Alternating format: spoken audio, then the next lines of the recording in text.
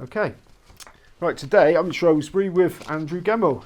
Thanks very much for agreeing to talk to us today, Andrew. So Paisley Park, the reason everybody sort of knows you and you've become at least a racing household name is because of Paisley Park. Have you enjoyed all the attention? Yes, I think I have. I mean, initially I was a bit nervous about it, but as the horse has gone on, I've got more and more confident. Whereas talking to the press or whatever, and just generally people coming up to me, even at test matches or at football grounds, and just asking how Paisley is. It's great. I love it. Now you had from the 28th of October 2018 to Cheltenham 2019, 7 wins on the bounce, and that must have been a wonderful period to be the owner. Well, it was extraordinary. The first one was I was actually out in Australia for the Melbourne Cup. It was the day after the Cox Plate, and it was unbelievable. I woke up and stayed up all the night to hear it, hoping he would win, and he did. And then subsequently, he just on this amazing roll afterwards. You kept wondering if it would carry on, but it did. And he doesn't just win though, does he? He gives you plenty of excitement as a rule. He's a certain way of running which causes a bit of anxiety, but after a while, I sort of got used to it really. And even last year when he got beaten, and I didn't realise at the time what the problem was. I even thought then he would come through, but it was just it wasn't to be. But he's a great, the way he hits the flat spot and then just comes back on the bridle and powers home. It's great. Now, obviously, it goes without saying it must be wonderful to have such a successful horse, but being a popular horse as well, is it a lot of pressure as an owner? A little bit, but I think you kind of, it goes with the territory after a while, and it was really nice at something, as I say, like when you say about a test match or a football ground, and someone just says, "Come on, Paisley," and they ask me how the horse is, and it's fun. Now you've been what people describe as a lucky owner. I mean, I'm just going back, if I got my facts right, you started off with syndicates, A Million in Mind and Favourites, and then you bought your first horse outright in 2007, and that was, hopefully I'm right, Seymour Lad, which won 4 times. Yeah, Seymour Lad. It was ex-Trevor Hemming's horse, and Peter Beaumont was retiring at that time, who'd been training it, and we got it at a very reasonable price at the Doncaster sales. And yeah, he won 4 times for me. It was really good, and it was an amazing experience. I mean, I had enjoyed my time with syndicates, and in fact, with Million in Mind, I still stay involved with them because they've been really good and profitable. Well, I've had a lot of fun with them. For the money you pay, they're really good. But and then the thrill of Seymour Lad winning his first race at Southwell, I'll never forget it. My individual owner, and then Chepstow, which was in those days was the first race, first televised jump racing on the BBC. So to win that first race at Chepstow was fantastic as well. And a lot of owners would be sort of looking at you feeling a little bit jealous because it's not that easy to win a race, is it? Let alone 4. No, but you get your ups and downs as well. I mean, I've had a couple of fatalities as well. So it comes with the territory as a jump zone, doesn't it? Yeah. Now, might your role in ownership been a bit different if Seymour Lad had never troubled the judge?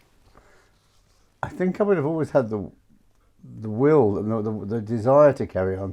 Whether I could have done it, I don't know. No, I think I'd like to think I'd have still wanted to do it, but financially I'm not so sure, because it's an extra bonus, isn't it, when your horse wins as well?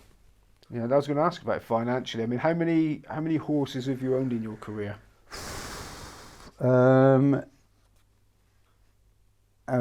Is that outright or in syndicates? Well, outright, since you started becoming a natural owner. Well, I'd say about 8, I think.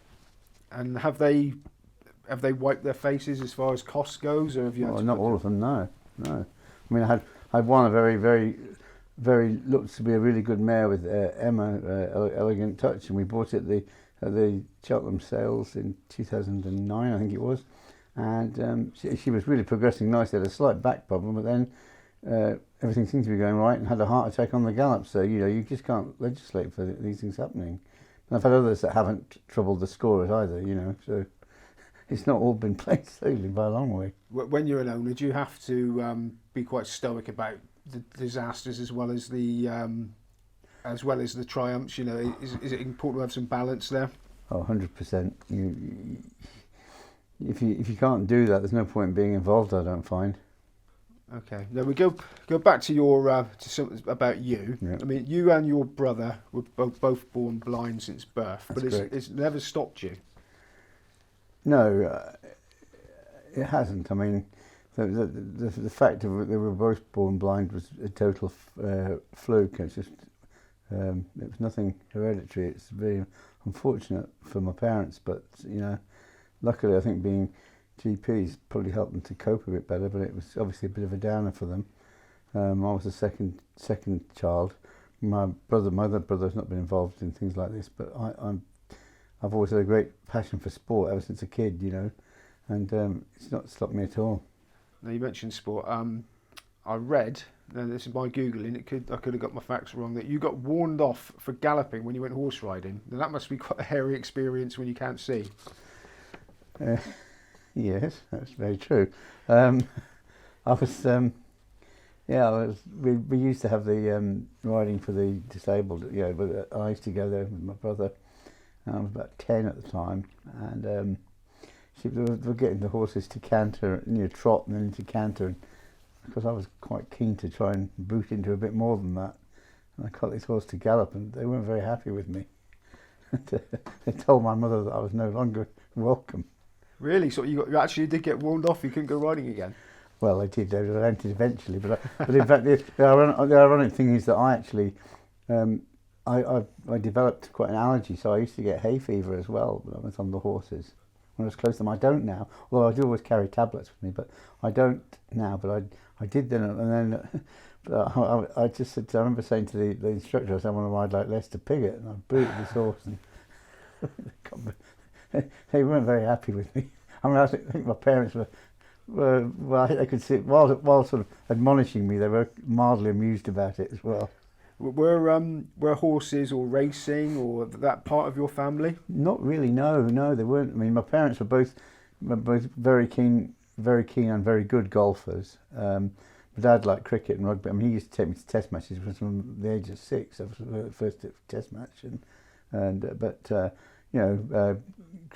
cricket and rugby he liked, and golf. Both parents are very good at golf, but no, racing was me because then I just suddenly got really fascinated by it. And when I was a kid, they used to when I was at college, my summer holidays, one of the weeks I used to always have was that they'd take me up to York for the 3 days of the E-ball meeting. Okay, now you say when you were a kid, you went to the Royal National College for the Blind, which was a boarding institution. What age did you go there? 12. I was at primary school near. I was also boarding school in Bromsgrove first, but I went there when I was 12, and it was only 4 miles from my parents. So the parents actually was the college GPs, which had its advantages and certainly disadvantages as well. All right, so your parents were quite close. I was going to say, was it a frightening experience to go off on your own to stay in a boarding school? Well, I think when I first did it, obviously you're so young you don't really know, But I think when I went to RNC, I think it was probably, I think it was definitely beneficial. I mean, I suppose I could have even been a day pupil, but I think it was beneficial for me to mix with everybody else. Okay, so would you say then that being schooled with other blind people was a help or a hindrance in later life? I don't think it's been a hindrance. I think it's either way. I've never really seen it too much of an issue because blind and partially sighted, and I know there's been a lot more integration in education since, but the difficulties that I used to find, well, I didn't used to find, but the people who were involved were people who lost their sight just a little bit later in life, in their early teens, and used to come to college and still acted as though they had the sight. And it must be much more difficult. I think if you've never had it, what you've never had, you never miss, I say. And I've never had it, so I don't really know. So was gambling? Were you like a lot of people I've spoken to with a school bookie? Was that something that you delved into when you were at? Yeah, I did. I wasn't necessarily a bookie, but excuse me. I used to have. There was a chap at the top because there was the guy who was like the school janitor, and he. I used to have someone else at school used to read me the runners, but I knew this guy used to go and put his bets on for his brother as well. So I used to go most weeks and go and put my bets on for me. And my parents, of course, didn't know the extent of this at the time, but it was good fun. And you say you're a fan of a lot of sports. I read that you used to listen to a lot of sport on the radio. Still do, yeah.